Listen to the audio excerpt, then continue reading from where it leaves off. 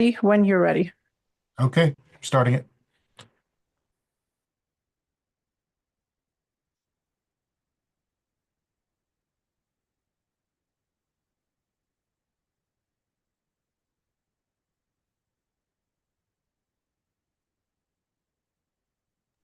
Madam Chair, we're live. Thank you. At this time, I'd like to call the meeting to order. This is a regular meeting of the Baldwin Park Planning Commission for January 22nd, 2025. The time is 7:03 p.m. At this time, I would like to ask Commissioner Roman Rodriguez if he could lead us in the Pledge of Allegiance. Okay, have everybody stand. Right hand over your heart. Ready? Begin. I pledge allegiance to the United States of America, Republic for one nation, God. This for all.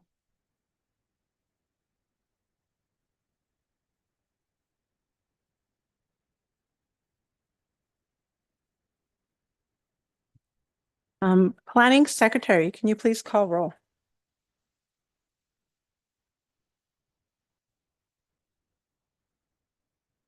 Here. Present. Here. Present.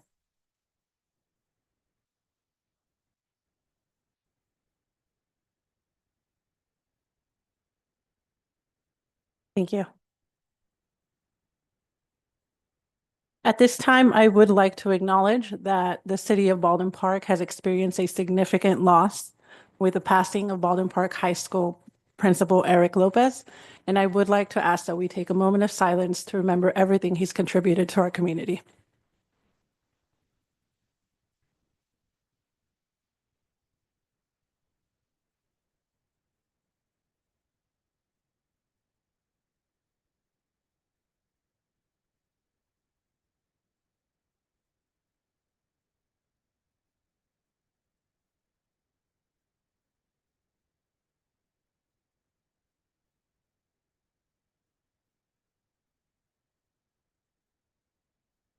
Thank you.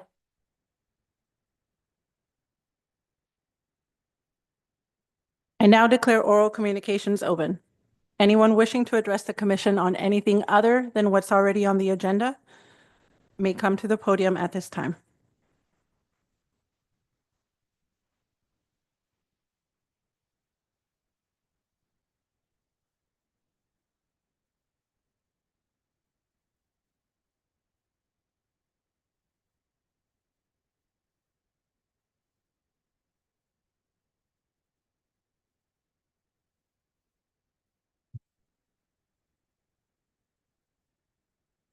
Good evening, members of the Planning Commission.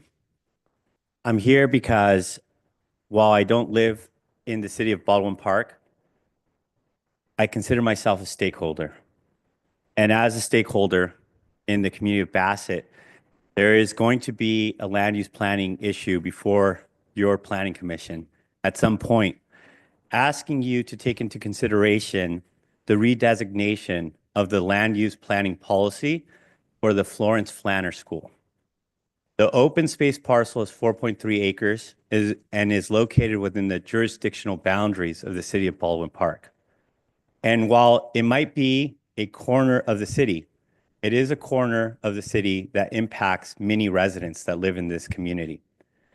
And so the proposal as it's currently being floated by the developer Storm Properties in conjunction with the lease partner of Bassett Unified School District is to eliminate a critical green space that is really paramount to the identity of this specific neighborhood. And it's to build 105 condos, none of which will be affordable. And so the school district has taken the position that they want to do this because they want to generate revenues. However, they have failed to do any of the proper community engagement in consultation with the community that would allow them to really make sure that the needs of the immediate and adjacent residents are not being violated with this proposal. There are issues of ingress and egress. there was a fire that occurred at that school, which required that the neighbors themselves put the fire out. It is in one of the most park scarce neighborhoods in the entire county of Los Angeles, along with the city of Baldwin Park. I believe that the land use planning designation of open space needs to remain open space. And it needs to remain an open space because, you know, when the school was operating as a school, Florence Flanner, it had 2 baseball diamonds and it had a track. And there was no chain link fence that deprived the members of the community from being able to access these facilities when school was not in session. However, at a certain point, the school was able to lease the open space to a nursery, and then they kept it locked and they prevented the community from being able to access it. And so what we're really looking at is really a Title VI violation of the Civil Rights Act. We're looking at a historic injustice that can only be remedied by, recommitting to the need for our access to recreational spaces, especially in underserved communities like ours. Thank you.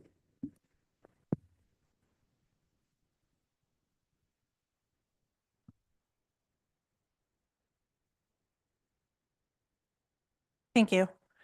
Is there anyone else wishing to address the commission?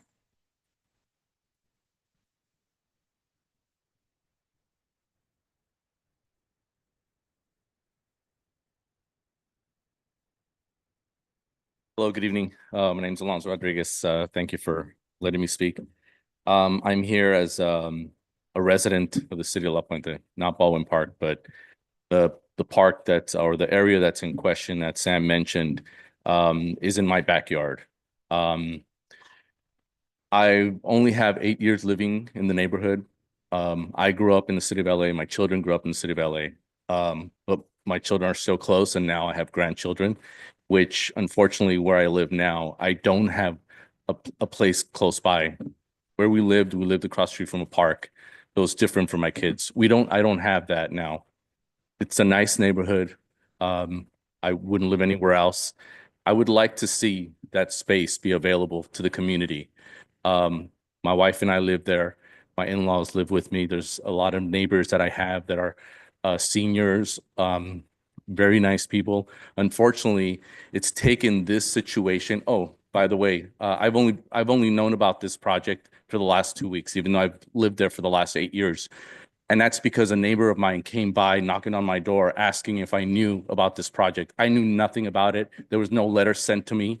And I live at one of those entrances to the area in question. So I think if anybody should have been noticed of the handful of letters they sent out, I should have been one of them. And I was never notified. And it's taken something like this to actually unite the community. I now know a lot of my neighbors, which is a great thing. Unfortunately, we're having to deal with this now. So I ask that, if there's anything you can do to prevent this from happening, and think of the community. Don't think of the revenue. I mean, like Sam mentioned, these apartments are not going to be affordable to anyone in the community. Certainly not to me if I was having to look for a place to rent. It seems outrageous that they would even think of putting a project like this in place. That's all I have to say. Thank you. Thank you. And we have a third speaker?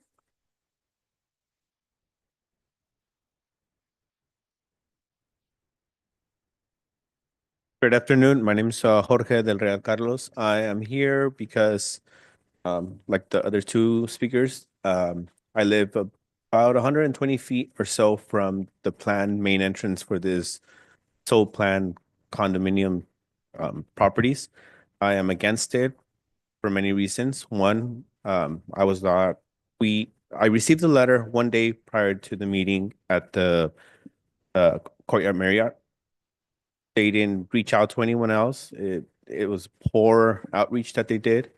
I am against this for many reasons. One of them being it's not safe.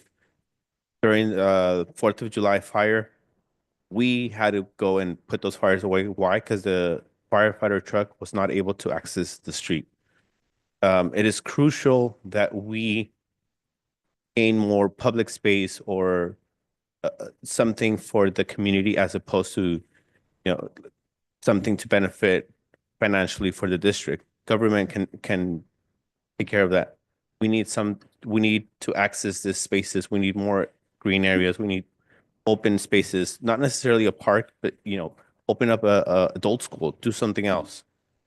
I'm asking City of Baldwin Park to please rethink the outcome of this property. Thank you. Thank you.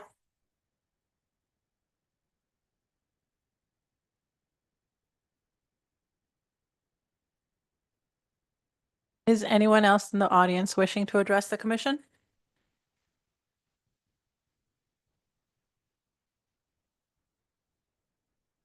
Mark, checking in with you to see if we've had any callers. It's Dave, actually, and no calls. Thank you, Dave. All right, seeing no further interest, I will now declare oral communications closed.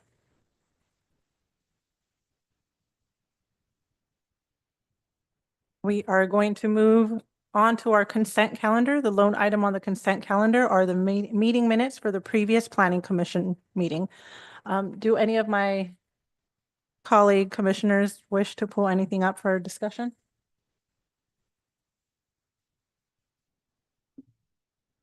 If we're not going to pull up any items, do I have a motion to approve the minutes for November 13th, 2024? I motion. I'll second. Can I please get roll call? Yes. Yes. Yes. Yes. Thank you. The first case on the agenda is a request for the Planning Commission to provide a recommendation of approval to the City Council for the adoption of a mitigated negative declaration and mitigation monitoring and reporting plan in conjunction with a request for the construction of a new two-sided digital billboard located at 3100 Baldwin Park Boulevard. Is there a staff report?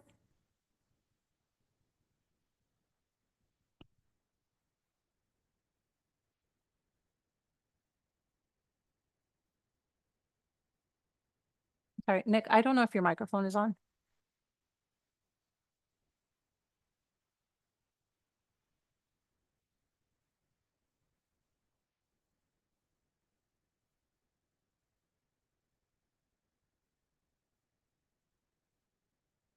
It's better. Dave, would you be able to pull up the presentation, please? Agenda item 1.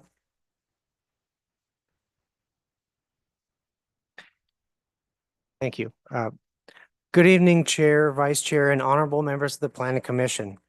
The project proposal is for the approval of a construction of a new two-sided digital billboard within the railroad right-of-way of the adjacent 3100 Baldwin Park Boulevard address. The request before you is a recommendation to the City Council for the approval of a development agreement, which is the document that contains the terms of approval for this project. Next slide, please. The proposed structure will be owned by Metro to be part of the Metro's transportation communication network system. It'll be hybrid in nature in that it'll have traditional commercial messages associated with billboards, but will also have essential transportation related functions such as transportation service announcements, collection of traffic data via cameras, and connection to a network of similar billboards that can be used for coordinated safety messaging. Next slide. The proposed structure will be sited in the rail right-of-way behind Target, as shown on the slide. The zoning for this project is freeway commercial, and the proposed use is compatible with the zone as it is purposefully oriented toward the freeway. Next slide. The structure will have an overall height of 85 feet and a height of 57 feet as measured from the highest point of the freeway, which is less than the 65 feet height as measured from the top of the freeway that is permitted by code. The sign faces will have LED illumination with brightness that adjusts dependent on the amount of ambient light outside.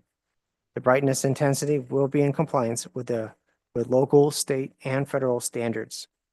Next slide.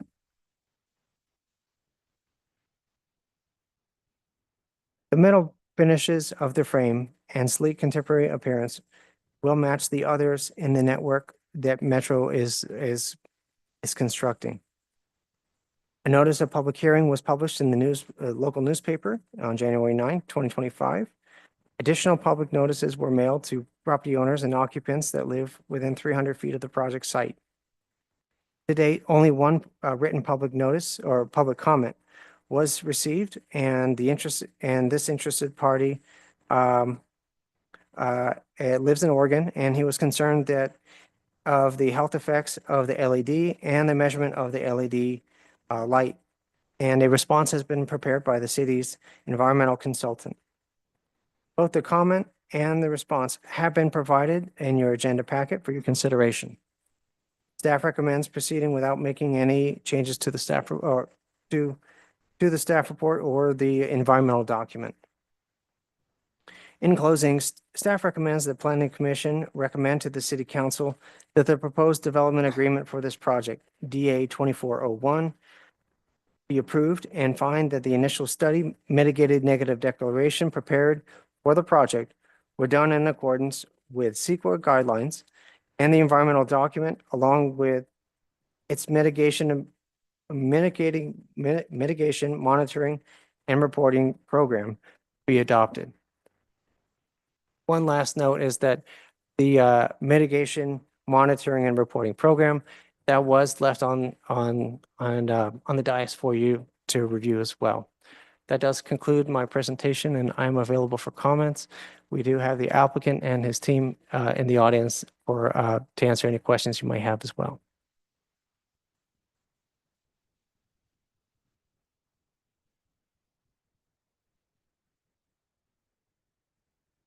Thank you for that presentation. Are there any questions to staff by the commission?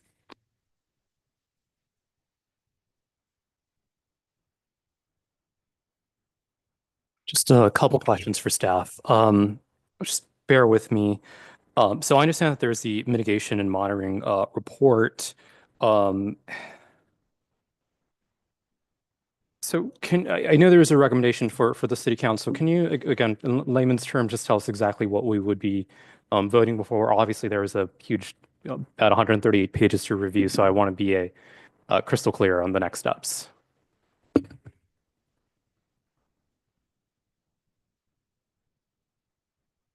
Sorry, staff is asking for the planning commission to make a recommendation to the city council.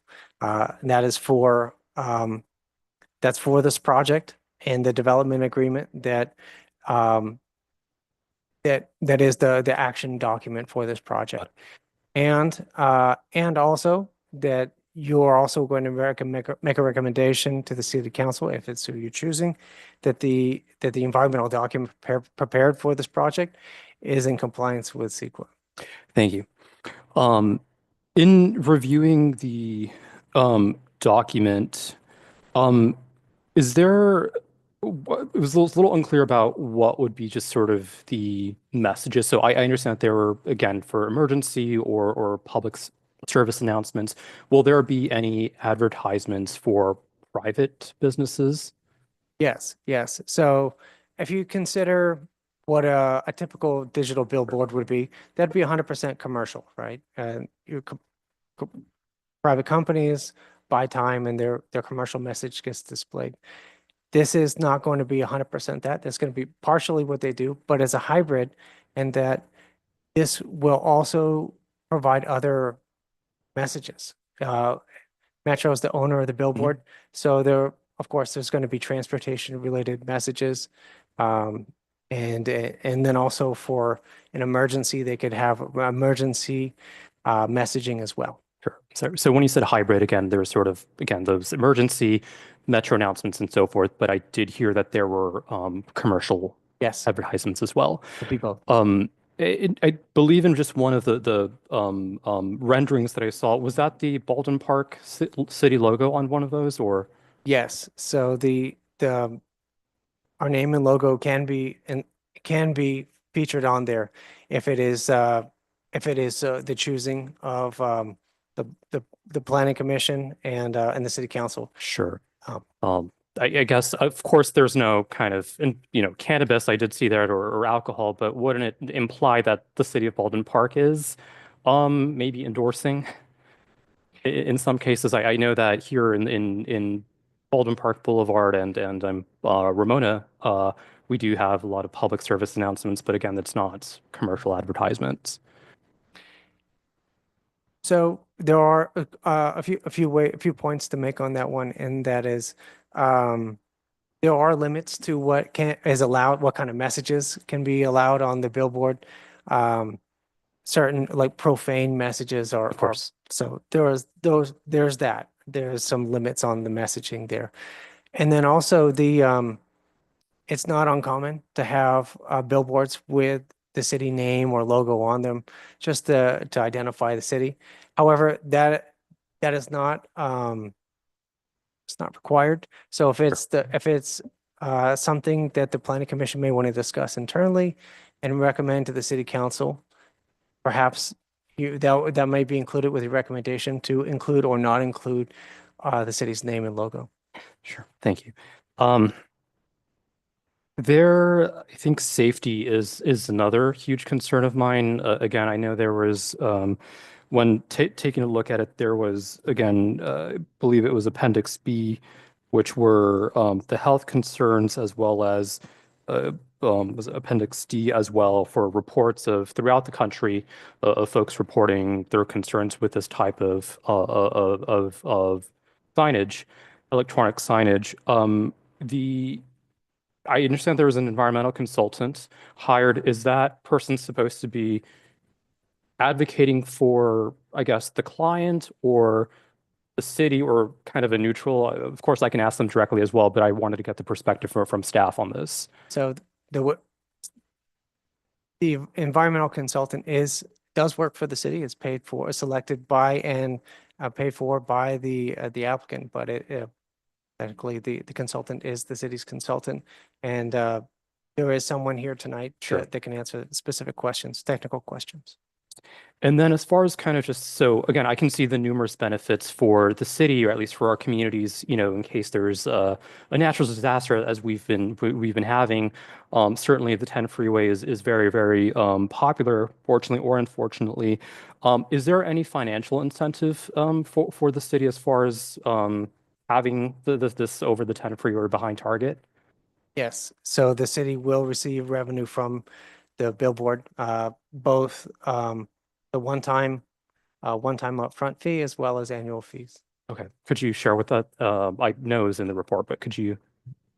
Yeah, it's I believe the upfront fee is approximately 25,000, and the annual fee is approximately 75,000 to start for the first term. And then in the past, of course, the 10 freeway being I know that there's other billboards or electronic signages in that area. Have the city, either from the public works perspective, police department or building and safety, have they experienced any kind of, I would say, significant issues that affected either the folks driving on the freeway or the neighbors around it, or Kaiser perhaps? I'm just wondering if there are kind of any recorded or documented cases where, something negative happened as a result of these electronic signages. I'm not aware, and I haven't received any negative comments from other departments regarding billboard advertising. And then just the last question. So I understand that again, it's planning and building that takes that of course is in the process of reviewing it. I'm sure to some extent Public Works. Is the Department of Public, or the County Department of Public Health, also part of the process, or any sort of health agency? I don't believe so, no. I don't have any questions. Thank you so much. I also, and again, I can ask this to the applicant, but I know in the mitigation monitoring and report program that was provided to us, it does say that with the draft initial study that it was concluded the project could have significant effects on the environment. So I just wanted to get clarification as far as the mitigation measures that are being proposed to alleviate this. So let's see if I can pull that up just so I can see. It's not really clear on I was reading on on table 1, but I know it talks about like hiring like an archaeologist should should they find any specific, activities, but it's not really clear on how they're going to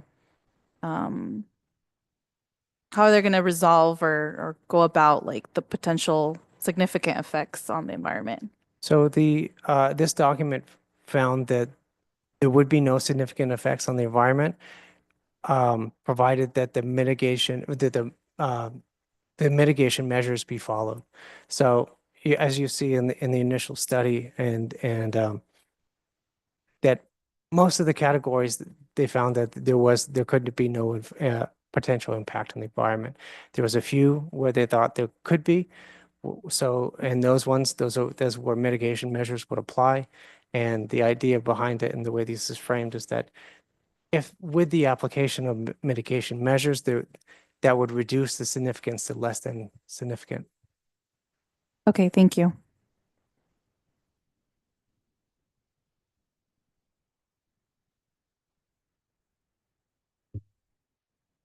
All right.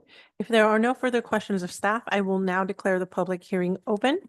If anyone in the audience is wishing to testify on this matter, either for or against, we can step up. We typically do like to hear from the applicant first, and then we will allow those in favor or against to come up.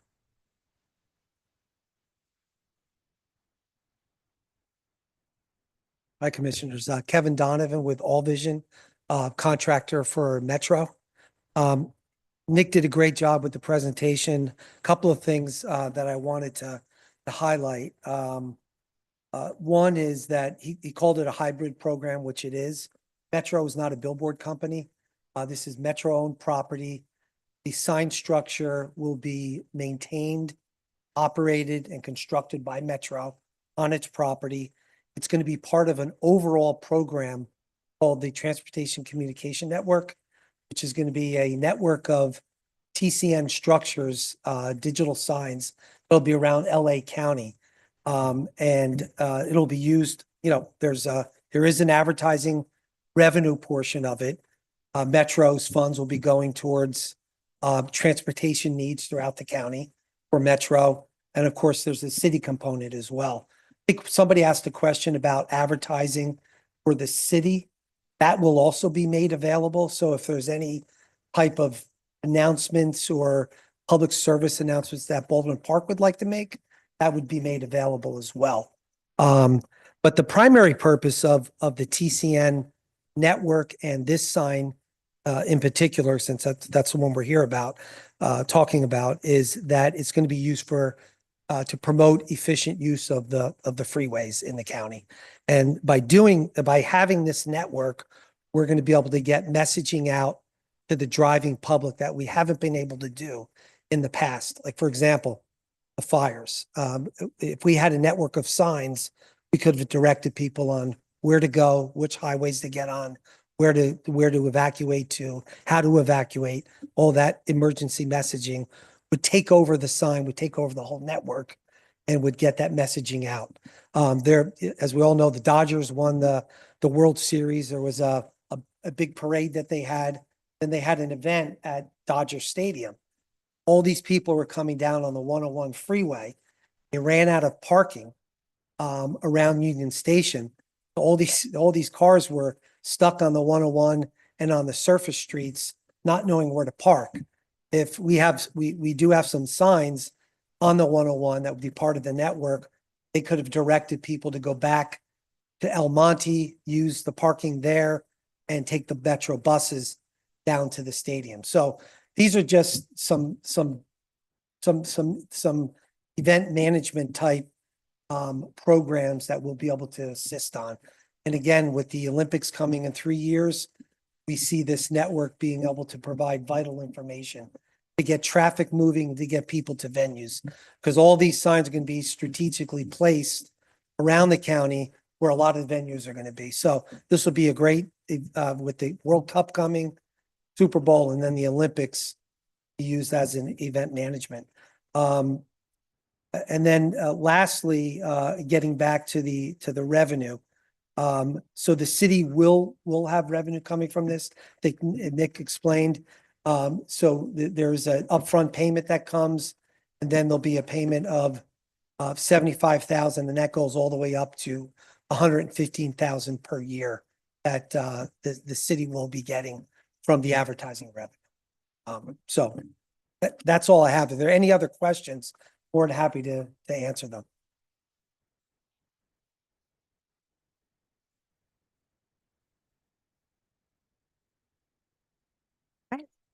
Thank you. Appreciate the time. Oh, My sorry. apologies. could- Sorry. Sure. Anyone on the commission have questions for the applicant? Just a couple more questions. So I do see it sort of a little bit of a paradox because, of course, you want to go ahead and have these public communications or these public service announcements.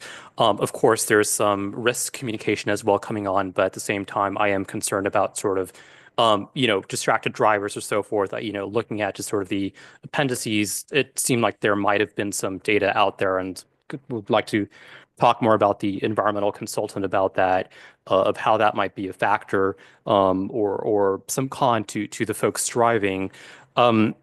If the proposed project is here in the city of Baldwin Park, I know that you mentioned that there was sort of a network of billboards or these types of signages throughout the county. Between Baldwin Park, or at least the 10 freeway, where are the other proposed sites? So the city of Los Angeles will have several locations. Sure. We have El Monte will have a location, Glendale, Burbank, Irwindale. We're looking at Paramount as another Okay. city. Those are just some of the cities. I don't have them all off the top of my head, but and then there'll be several in LA as well. Sure. City of LA. But getting back to the safety issue. Yes, please. So again, what Nick said, I don't think there's been ever an accident caused by a billboard in the city of Baldwin Park. You have signs here, both static and digital. Yes. And so I don't think there's been any complaints. We, as operators of signs, have not had any complaints, lawsuits brought against a billboard company that I'm aware of in the United States because of a distracted driving. And a matter of fact, the scientific studies that are alluded to in the environmental report say that digital billboards they're neutral. They don't create Sure. accidents or prevent accidents, but they do get out important public messaging. And that's the difference between the TCN signs and regular billboards. Because our big portion of this is going to be for communication to the driving public. Yeah, absolutely. And I think Safety. absolutely. And I think what, what has what's currently happening and what has happened within the local fires, I mean, it does hit home, and it's kind of just sort of a gentle nudge by either the universe or what have you, just knowing that there has to be some form of strengthened communication aside from the wireless emergency alerts that we realize can't be as reliable as we thought they would be. You mentioned El Monte being just sort of the next one on the way from the 10 freeway. If we're going towards Pomona, is there another one heading towards that direction on the 10 freeway? No, we on the 10 freeway, we have Baldwin Park, El Monte, and then 1, 2, 3 locations in the city of Los Angeles. Thank you. And then as you go down towards Santa Monica, there's one other one down there. Thank you. Right. I don't have any additional questions for the applicant. All right, I would like to give my fellow commissioners an opportunity to ask any questions of the applicant. All right, if there are no questions from the commission to the applicant, I will let you take a seat. Thank you so much. And Thank you. at this time, we will open up the opportunity for anyone wishing to speak for or against the project. And as a reminder, there is a 3-minute limit to your statement.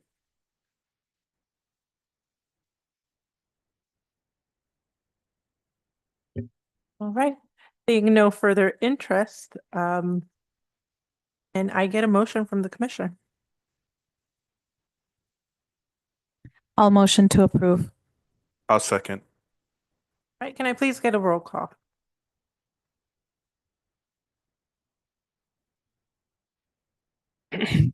Chair Escobosa, Yes. Vice Chair Peña, Yes. Commissioner Rodriguez, Yes. Commissioner Gonzalez, Yes. motion carries. Thank you. The Planning Commission has voted to find that the mitigated negative declaration and the initial study mitigated negative declaration, as well as the associated mitigation monitoring and reporting plan, was prepared in accordance with the California Environmental Quality Act and the state CEQA guidelines, and recommend that the City Council adopt the ISMND, and MMRP for this project.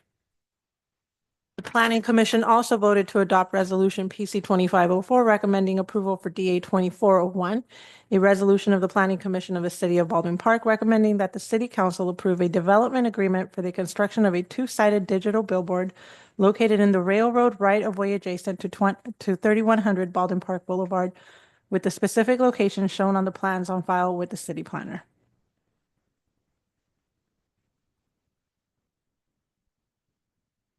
All right, the second case being on the agenda is a request for approval of a tentative parcel map to subdivide 1.44 acre parcel into 2 parcels within the residential 1 single family residential zone pursuant to table 152 in the city's municipal code, and for architectural design review for the construction of 1 new 2-story single family home at 3442 Vineland Avenue. Can I please, you're ready for that report. Thank you so much. Good evening, Honorable Chair and members of the Planning Commission. Next slide, please. Before you tonight is a tentative parcel map application to subdivide a 4.4 or 0.44 acre parcel into 2 parcels within the R1 single-family residential zone and to construct 1 new 2-story single-family home at 3442 Vineland Avenue. Next slide, please. Shown on the current slide is an aerial view of the subject property. The lot's shape is rectangular in shape and is generally flat. The parcel is currently developed with a single-family home, an accessory dwelling unit, and a junior accessory dwelling unit that will remain on the property as a part of the project scope. Next slide, please. Shown on the current slide is a street view of the property from the adjacent street from Vineland. The property is currently developed the property is currently 1 parcel with a lot area of approximately 0.44 acres. Next slide, please. The subject property zoning designation is single-family residential, or R1. As shown on the current slide, the site is also surrounded by single-family residential properties, as well as adjacent open space zone properties. Next slide, please. Displayed on the current slide is the tentative parcel map submitted by the applicant, which shows the proposed layout of the 2 single-family residential lots. You have parcel 1, which is the topmost figure, which is the existing property, and then parcel 2, which we will elaborate on as far as the development type in another slide. Next slide, please. As mentioned, shown on the current slide is a site plan for the existing parcel that contains the 2-story home, ADU, and junior ADU. Next slide. Shown on the current slide is the site plan for the proposed new development. Staff would like to bring to the Commission's attention that the applicant intends to construct a new detached ADU and urban dwelling unit under the provisions of Senate Bill 9 as a part of their future project scope. However, for the purposes of this planning commission meeting, the application before the commission's consideration is only for the subdivision of the existing parcel and construction of a new two-story single-family home and attached garage on the newly created lot. Next slide, please. Shown on the current slide is the floor plan for the first and second floors of the proposed new single-family home. Next slide. Shown on the current slide are the elevation views for the proposed new single-family home.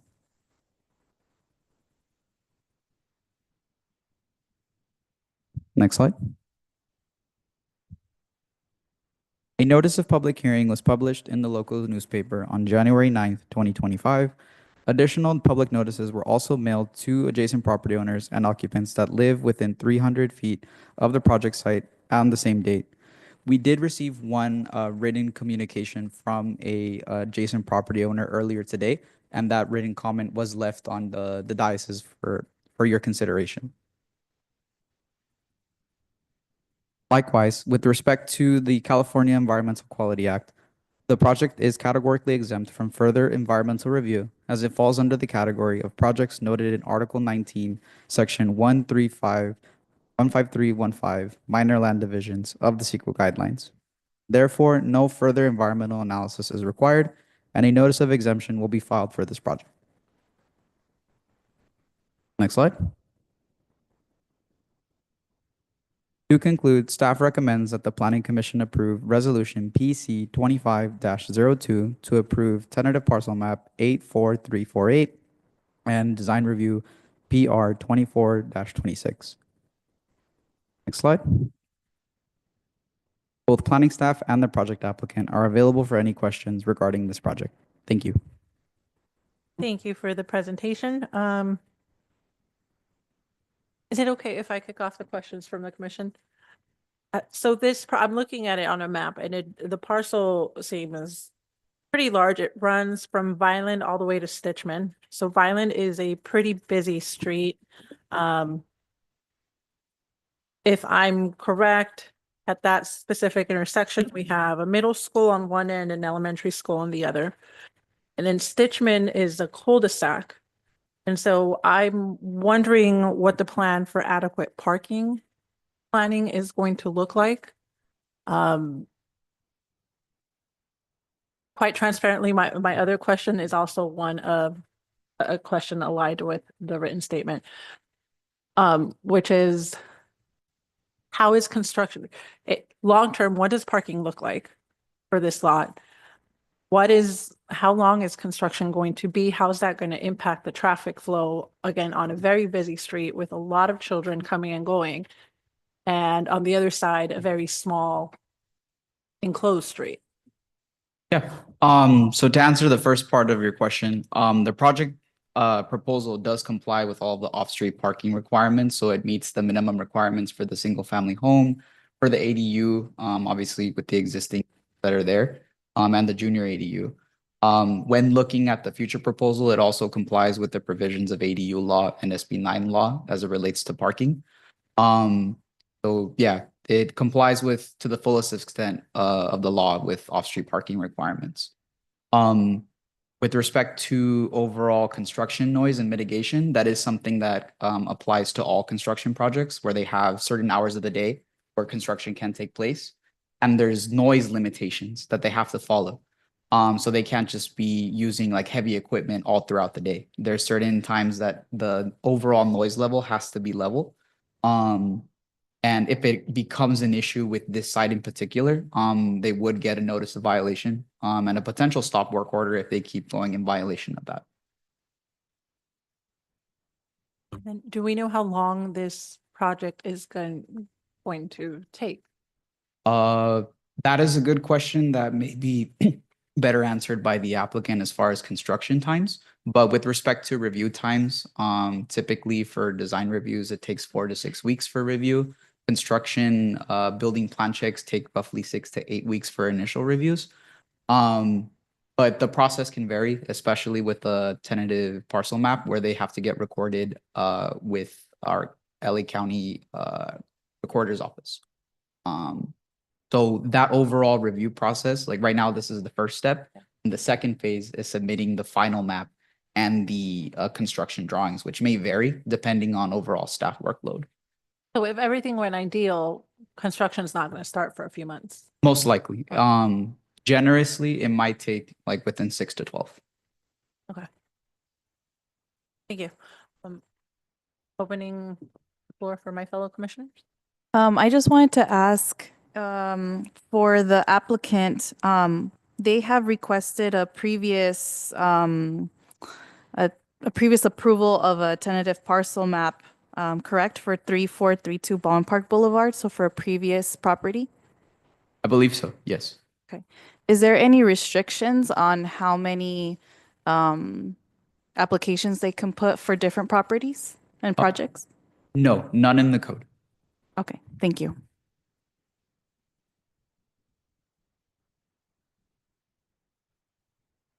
All right, if there are no further questions of staff, I will now declare the public hearing open. Again, this is an opportunity for anyone wishing to speak for or against, and we will first call the applicant to speak.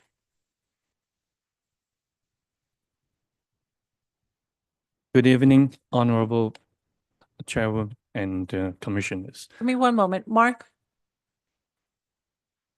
Dave, sorry. Thank you.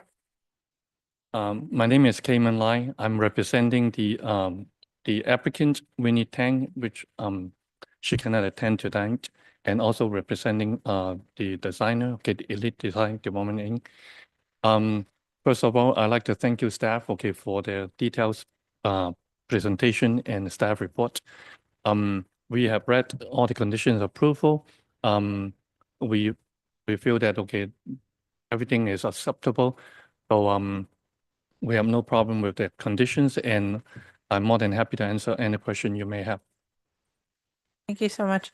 Fellow commissioners, do we have any questions to the applicant? I do have one question.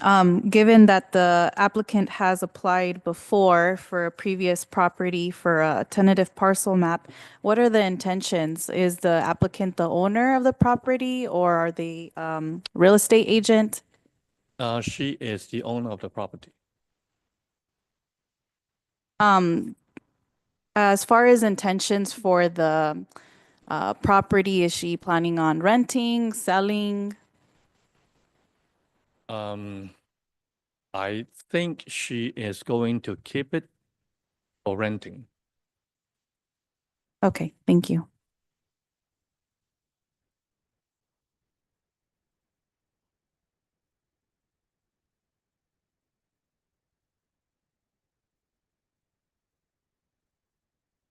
All right, if there are no further questions for the applicant, I thank you so much for your time, and I would like to now open the floor to anyone wishing to speak for or against this project. Thank you. Thank you.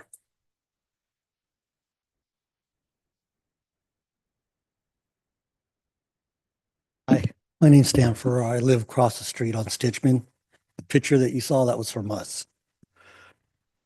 They kind of answered my question in a way. She's going to rent them out. That's what she's trying to do. She's buying property in bigger lots, cutting them in half and building on them. And then she wants to rent them out. That's what's happening. The problem is also on the application, it all says Violin, which it does go back to Stitchman. Violin, as you know, I don't know, ever since they put in the light there on Violin and Merced every morning, it goes all the way back up, all the way to where Cadunos is for the school, which is fine. I'm glad it does that in a way because it keeps the kids safe. Cars can't go speeding down there during school hours, you know, in the morning. That's great. But it's a little longer to get out of the cul-de-sac because I live on Stitchman. So it's a little bit longer. I don't mind because of the safety. With that light there, it's great now. Construction they're talking about is all going to be on Stitchman, nothing to do with Violin, because those front houses, as you indicated in the applicant, are staying for now. So everything's going to be on Stitchman on a small little cul-de-sac. My wife and my sister-in-law, they both work out of the house for the hospital. They're going to have to all go into the hospital now to do their work, most likely, because of the noise and everything. And I know my neighbor next door, he doesn't work for a hospital. He works out of his house, though. So it's going to be a big inconvenience for everybody on Stitchman there, which, okay, I mean, if you want to approve it, that's fine, but I want you to know the real reasoning behind what they're doing. As you saw on the previous application for a different spot. She's just trying to buy up land and rebuild on it. That's all that's really happening here. Appreciate your time. Thank you. Thank you. Is there anyone else in the audience wishing to speak on this project? Right. Seeing no further interest, I will now declare the public hearing closed. And I please get a motion for this project.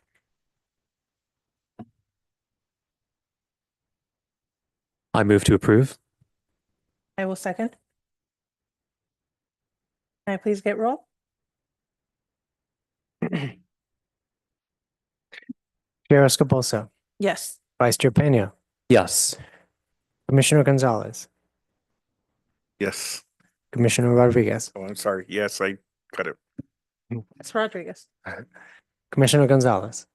I just want to say that while in hearing from the applicant or the representative of the applicant and also the Planning Commission, I do want to abstain from this vote at this time.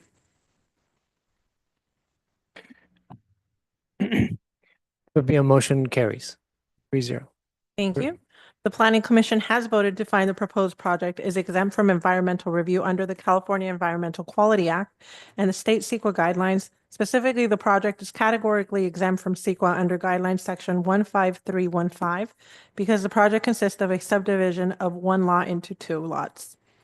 The commission also voted to adopt resolution PC 2501 approving TPM 84348, a resolution of the Planning Commission of the City of Baldwin Park approving a tentative parcel map to subdivide a 0.44 acre parcel into two parcels within the residential one single family residential zone pursuant to Municipal Code Section 152 and for architectural design review for the construction of one new two-story single family home at 3442 Vineland Avenue.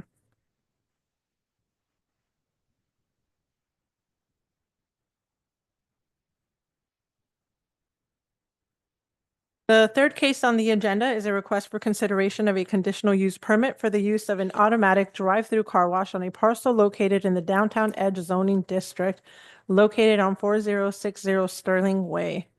Can I please get the staff report? Thank you. Good evening, Honorable Chair and members of the Commission. Next slide, please.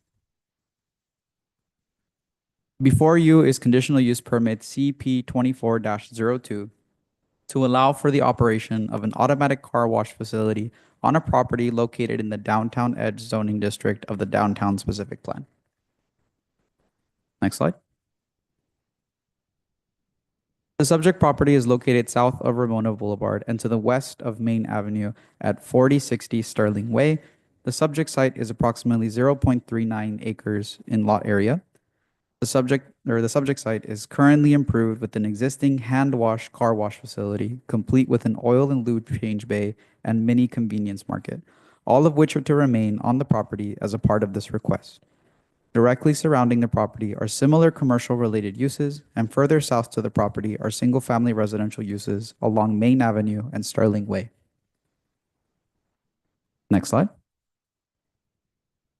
The applicant, Smart Engineering Inc., is proposing to modify the existing car wash facility to provide automatic car wash services as an additional service for patrons of the facility.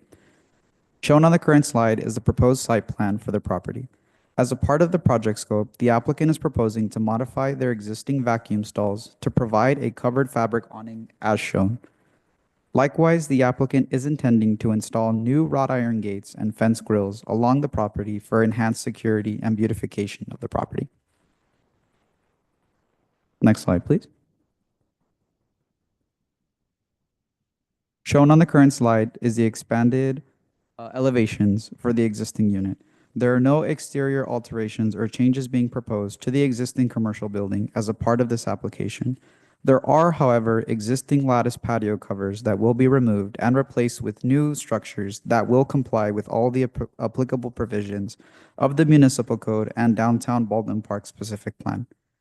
These modifications would be reviewed as a part of a later tenant improvement plan that will be submitted as a plan check to the Building and Safety Division. Next slide, please. The current slide shows street view photos of this project site. As provided in the applicant's operation plan, enclosed as attachment 3 of this item's agenda packet, Smart Engineering, Inc. intends to operate Monday through Sunday between the hours of 8 a.m. to 10 p.m., wherein the facility will operate under 2 modes: the manual hand wash model from the hours of 8 a.m. to 6 p.m., and the automatic car wash model from 6 p.m. to 10 p.m.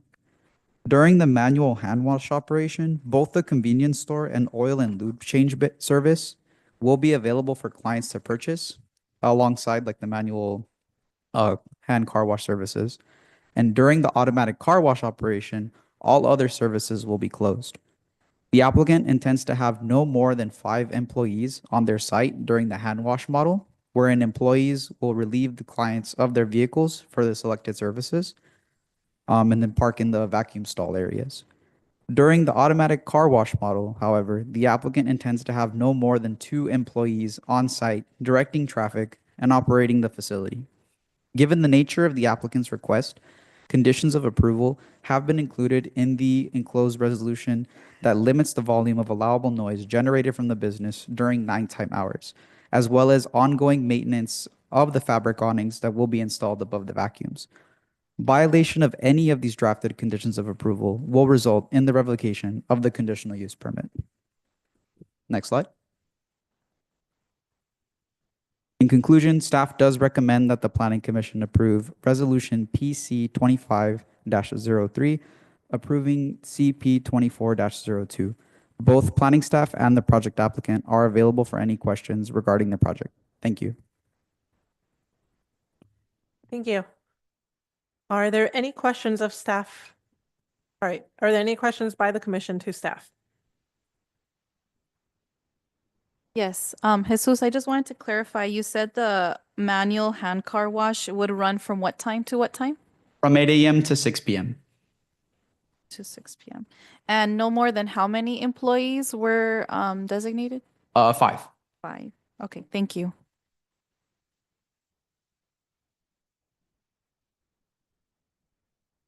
Any other questions to staff by the commission?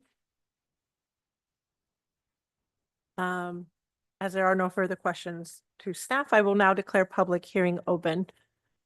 Once again, this is the public's opportunity to speak for or against the project.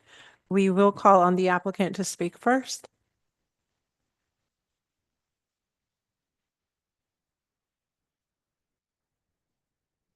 Good evening, Madam Chair, as I'm members of the Planning Commission. My name is Vartan Garpetian. I'm a friend of the owners of this facility. They're known as Joe and Coco in the community. They've been here in this business community for over 20 years. They actually built the car wash that's existing over there. It was time for an upgrade. We wanted to provide a service that is with today's needs, with the communities requesting from us. So this is in our view, everything stays the same. We are just adding an ancillary service to our existing service. We are in agreement with all the terms and conditions that are imposed on this project. I want to thank the staff for presenting this project the way it was presented. They helped us a lot to go through the process. Mr. Rios and the planning director, CDD director, Mr. Garcia, they've been very helpful, and we appreciate that. Again, I'm here to answer any questions you may have. Other than that, we are hoping for an approval for tonight. Thank you. Are there any questions to the applicant from the commission? Yes, I do have a question. So there's going to be a 2-part for the car wash, the manual hand car wash and then the automatic car wash. And from my understanding, for the manual hand car wash, there's going to be no more than 5 employees. And for the automatic car wash, no more than 2. So that's a total of 7 employees. My question is, how many current employees do you have right now? And do you have a plan in place to retain those employees for this new project? We are going to retain all our employees. Let me just make a clarification, if you will. This car wash is open. The full service car wash is open from 8 to 6, and we have 5 to 7 employees currently, and we are going to keep all of them. Also, the express wash will be from 6 to 10. And our hope was, I mean, the way it was our bad, I just got involved with my friend. He called me to help him out to go through the process. From the beginning, they wanted to have the express wash only from 6 to 10. But in the future, when we build all the facility and put all the equipment in, we're hoping to provide that service during the day as well, from 8 a.m. to 6 p.m. We may come back. We have to consult with the planning staff and get their advice, and hopefully we'll come back to you guys for yet another approval for only the operation hours, so we can provide the express wash during the day as well. So when people come in, they're in a hurry one day, they don't want to wait 15, 20 minutes, we give them the opportunity to get an express wash and leave, or if they want full service, we can provide that as well. I wanted to propose that tonight, but I think it would have been a little bit more confusing. We have the staff is not ready to recommend that. So we will go work with staff and come back hopefully very soon. But as far as our employees, we are going to retain all of our employees. Those 2 employees, it's after 6 p.m. that the car wash is closed. And we just provide express wash during 6 to 10 p.m. Okay, thank you. Yeah, I just want to make sure that, you know, the current employees that you have, you know, you're not going to let go of any of them with this upgrade in the current project. No, I know a lot of we are- them are Are going residents. to, we've been, I say we because we are a team. We've been here for over 20 years. It's very difficult to, especially nowadays, to find good help. And you have good help, you have to do everything you can do to keep them. So that's our intention. And we've been lucky with the employees that we have. Thank you. Just more of a comment in reading Mr. Favella's justification statement. I know it recognizes that the business model that you currently were in being forced to change, again, not only here in Southern California, but throughout the country, of just how consumers are moving towards sort of this automated service. So it is very commendable that you are, and your organization your company is moving forward in that direction, and be more than happy to support you. Appreciate that. Thank you so much. All right, seeing no further questions of the commission to the applicant, you can now have a seat. Thank you so much for your time. I And we appreciate will open the floor for anyone wishing to speak for or against the project. Thank you so much. Thank you.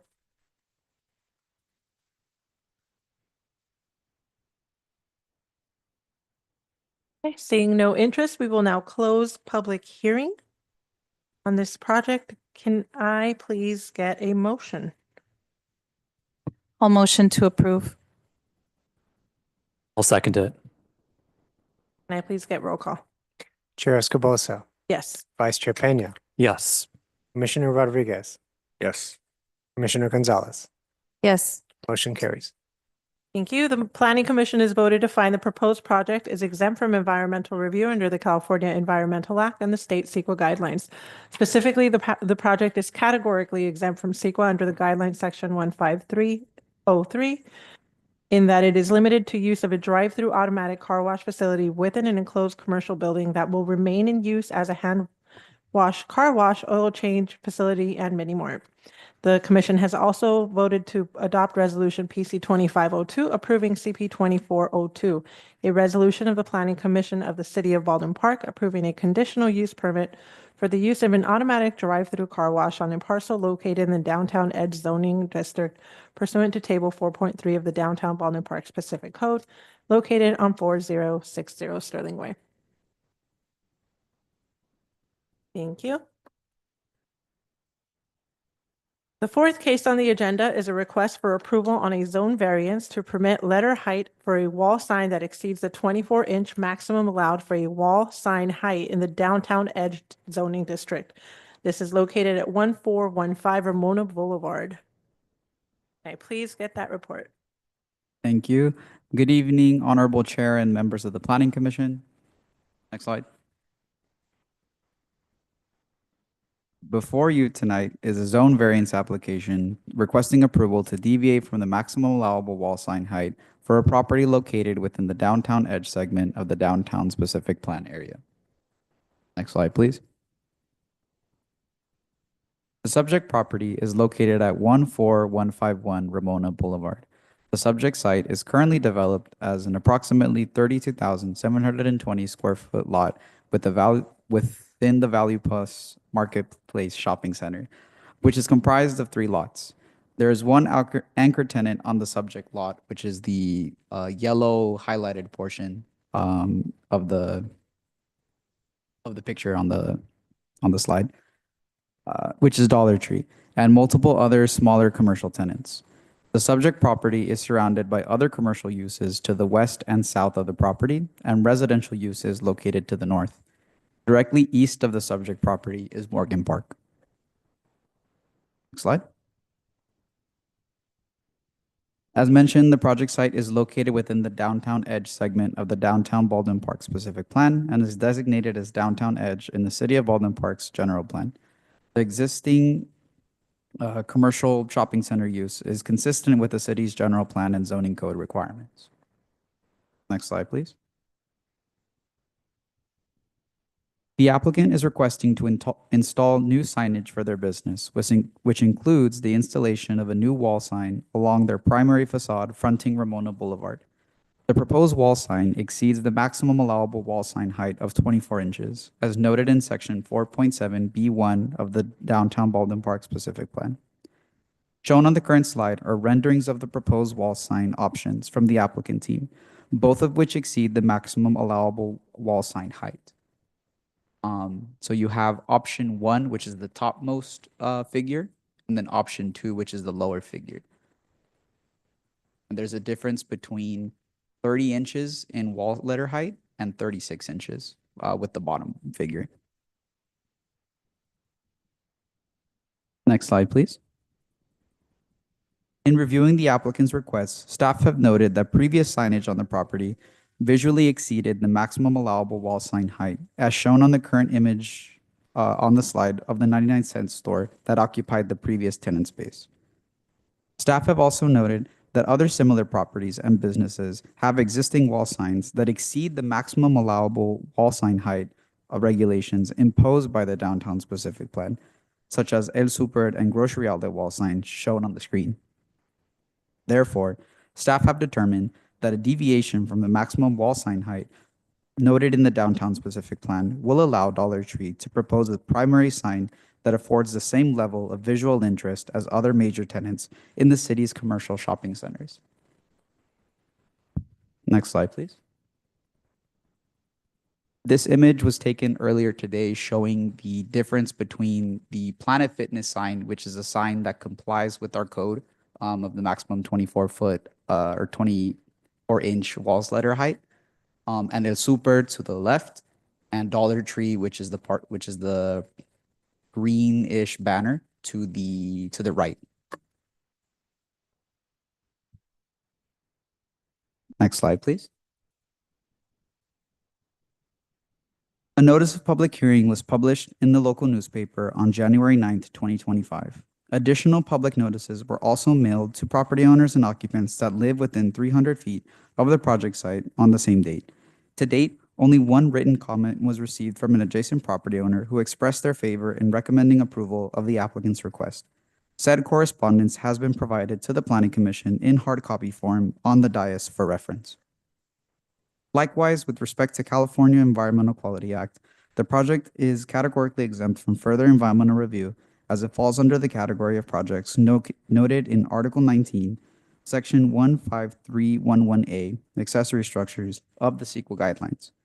Therefore, no further environmental analysis is required, and a notice of exemption will be filed for the project. Next slide, please. To conclude, staff recommends that the Planning Commission approve Resolution PC 25-05 to approve zoning variance 24-01 and specify which sign option is being approved by the Planning Commission, which was recommended in the staff report. So option 1 or option 2.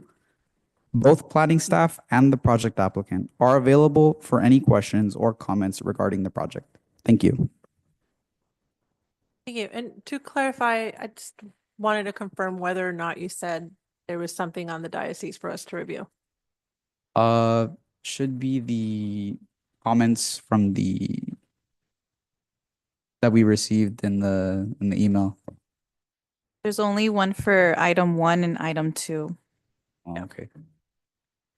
Be 1 second.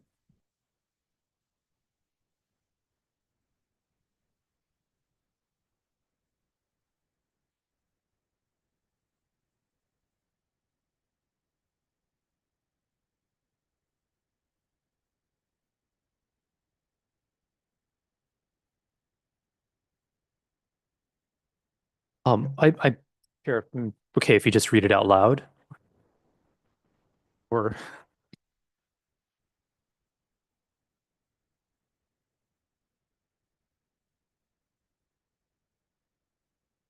Just a minute, I'm going to see if I have that.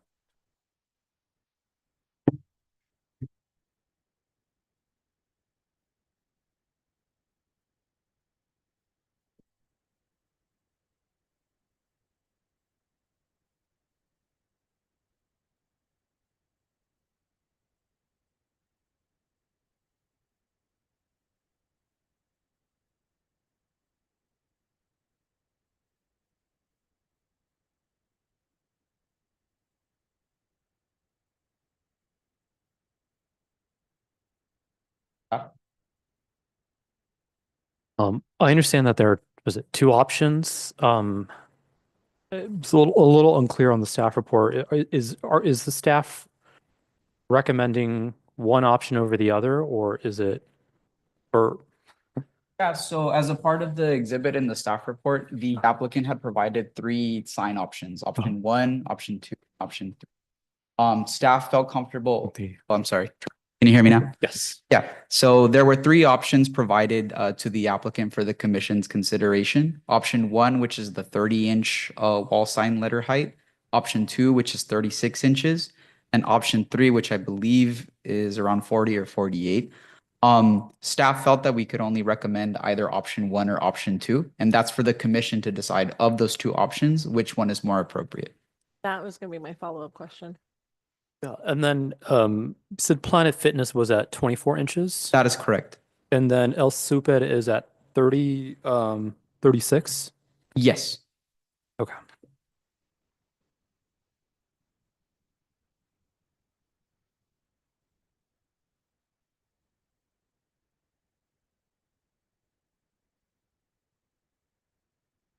While we wait, the commissioners can go to page 212 of the packet for the 2 options.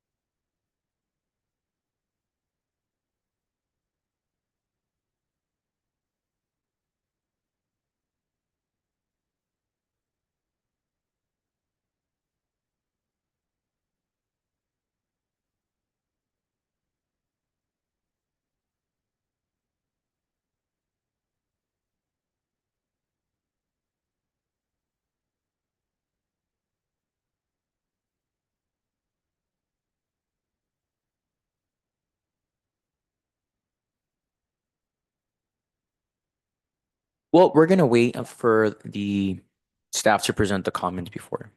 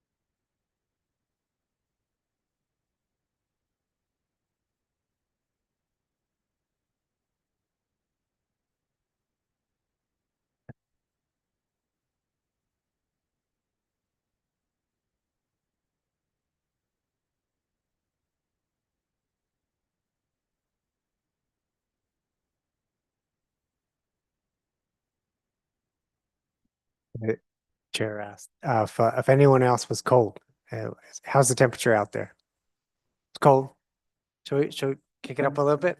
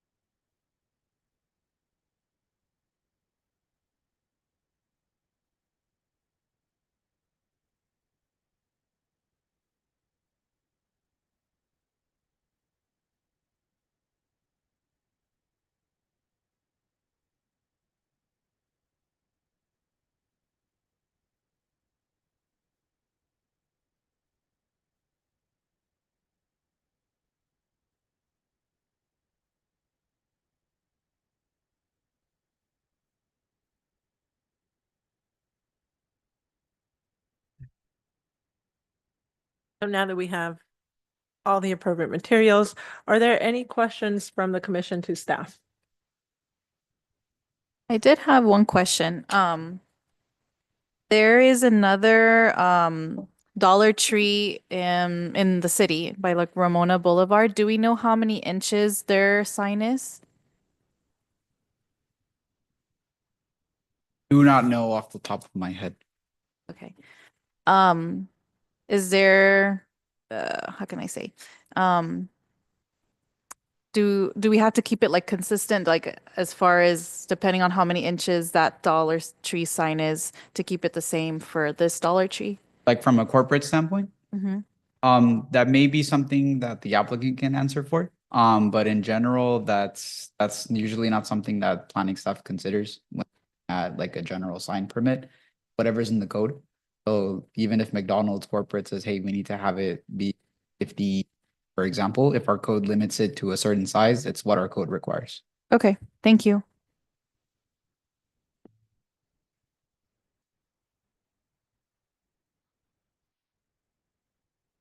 Are there any other questions from the commission to staff? Seeing no more questions from the commission, I'm now going to declare public hearing open. Once again, this is your opportunity to speak for or against the project, and we will call on the applicant first. Yes. Good evening. Thank you for the presentation. That was great. I think it really put it into perspective. A little bit of history on this particular Dollar Tree. It was a 99-cent store just recently. Dollar Tree, 99-cent store went bankrupt and Dollar Tree took over. This is one of 168 locations that it took over throughout California. There's about, I want to say 60 of those were in Southern California, one of them here in Baldwin Park. And so one of Dollar Tree's goals was to kind of keep everything consistent from, the store, obviously having their product and material to be sold. But as far as aesthetics, employees, kind of it's just a smooth transition over. It's been pretty successful program pretty much throughout Southern California. We do run into instances such as here where a specific plan was created after a master sign program was created. So at one point, and correct me if I'm wrong, Nick, there was a master sign program here for this project and a specific plan kind of came into play. Regardless, if you look at we're proposing 36 inches. Ideally, one of kind of the cornerstones of Dollar Tree is that they don't do any advertising. So the only advertising they get is what people see. So if people don't see it, people don't go. And they function on very slim margins, as you can probably guess, selling things for $1.25 or $1, it doesn't have a lot of margins. The volume is what keeps them alive and going. Jesus did show a picture of the site kind of on the westerly part of the site, of the part of the 3 parcels. If you're driving from Ramona and you're going west, there are 2 palm trees in front of the store, exactly in front of it. So I kind of drove past it. I do kind of miss it. Those palm trees will grow. Ideally, especially with the facade and the scale and the mass of the building, I think 36 inches would be proportionate, not something outlandish to go for. And as a standard, 36-inch is the standard unless there's regulatory conditions that don't allow for that have to go smaller. So if there's a consideration for 36-inch, we would love to have that for the store. Any questions? Any questions from the commission to the applicant? All right. Thank you so much. And again, now we will open the floor for anyone wishing to speak for or against the project. Before we take on another speaker, I just want to make a clarification on the last comment. There is a specific plan that does provide development standards for the sign, but there's not a sign program for this center.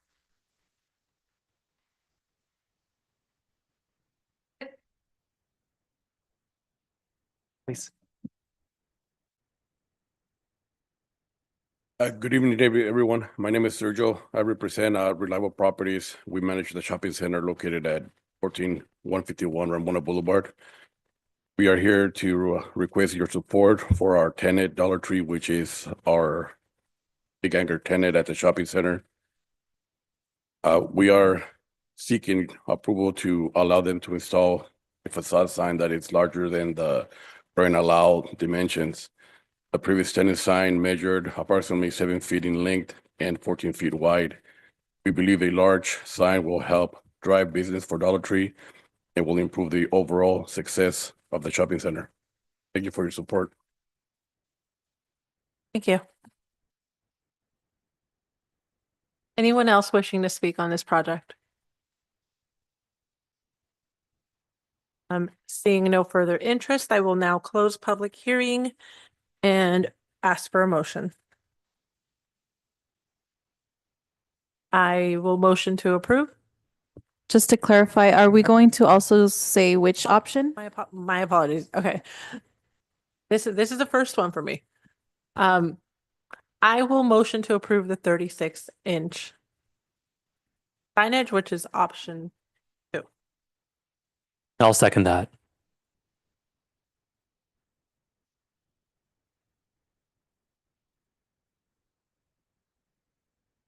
Can I please get roll? Chair Escobosa, Yes. Vice Chair Peña, Yes. Commissioner Gonzalez, Yes. Commissioner Rodriguez. Yes. Motion carries. Thank you. The Planning Commission has voted to find the proposed project is exempt from environmental review under the California Environmental Quality Act and the state CEQA guidelines. Specifically, the project is categorically exempt from CEQA under guideline section 15311A in that it is limited to the installation of a new wall sign on a commercial building frontage.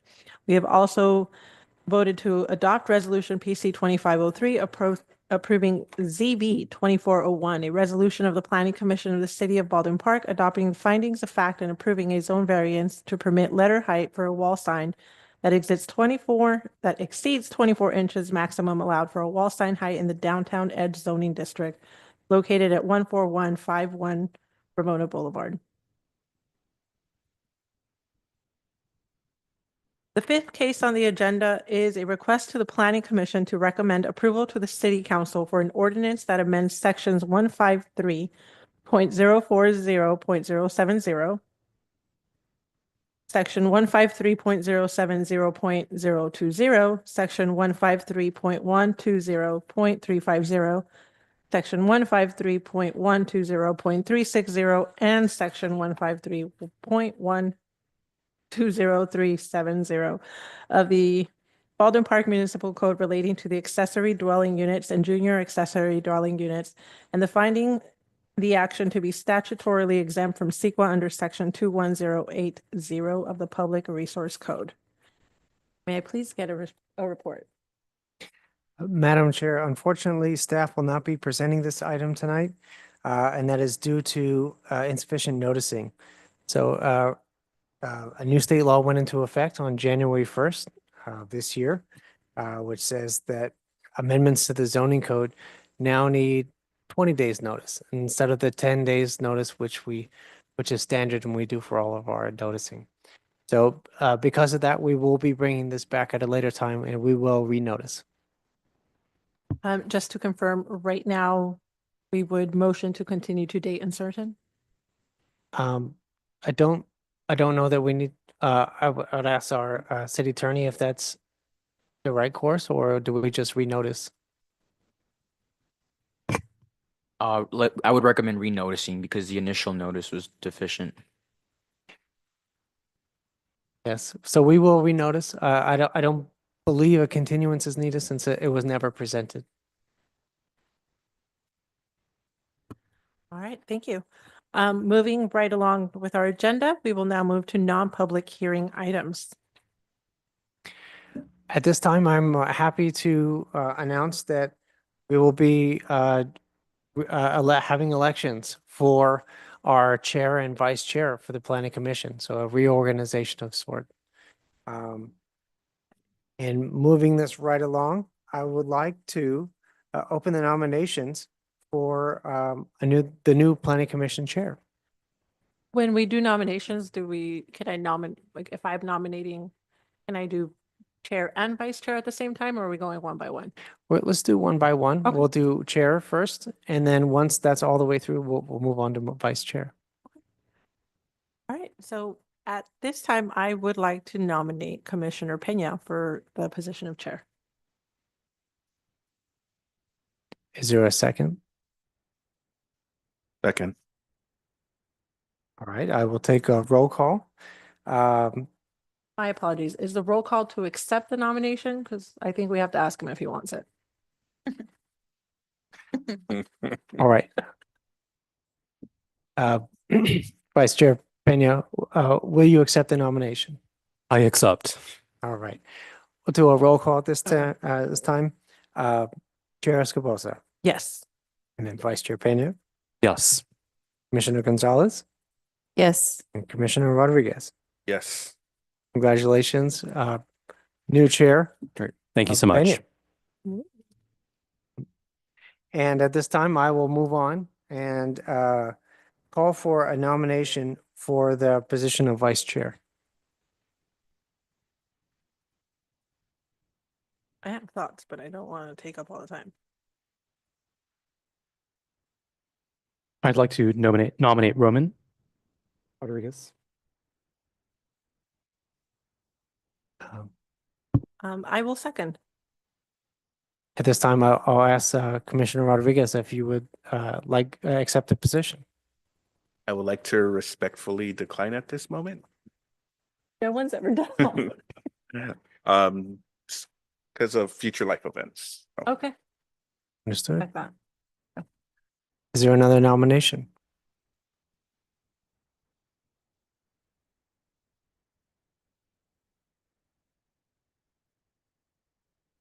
I have to speak?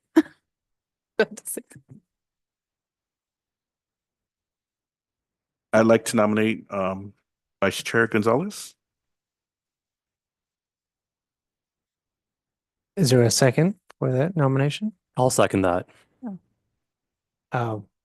Commissioner Gonzalez, is this a position that you would accept? Well, I'm very honored. It's big shoes to fill in, but I'll do my best. I'll accept the nomination. Okay, and with that, I'll take a roll call. Chair Pena, Yes. Commissioner Escobosa. That's going to take some getting used to, but yes. Commissioner Rodriguez. Yes. Motion carries. Congratulations.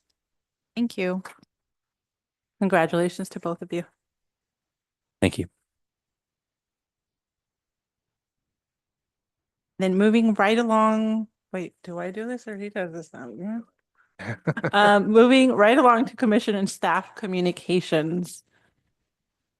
I do want to bring up the issue of the Planning Commissioner Academy. This is something I've messaged you about separately, and I just want to clarify that I believe I've jumped the gun. I got excited in my zeal in getting the information out to you. in a timely manner. And I didn't notice that this was the Northern California event. The Southern California event in Long Beach, we do expect to come around at the normal time. And when I get notice of that, I will also give you as much notice as I can that is coming and I bring that to your attention. That makes me happy. Baton Rouge is really, really far from accessible transportation. We were looking forward to a road trip. Yes. Do we have any updates on filling the vacant seat? I inquired about it today and I was last told that they were going to be working on it at the city council level this month.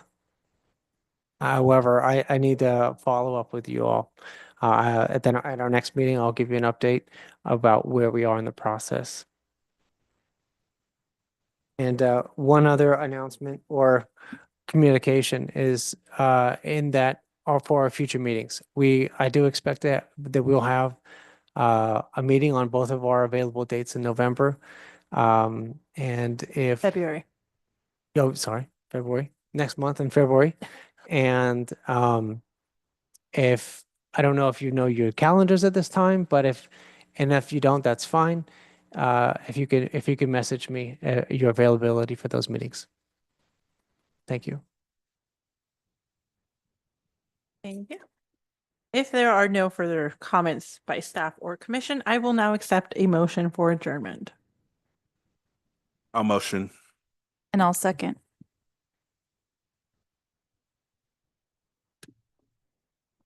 Chair Pena, Yes. Vice Chair Gonzalez, Yes.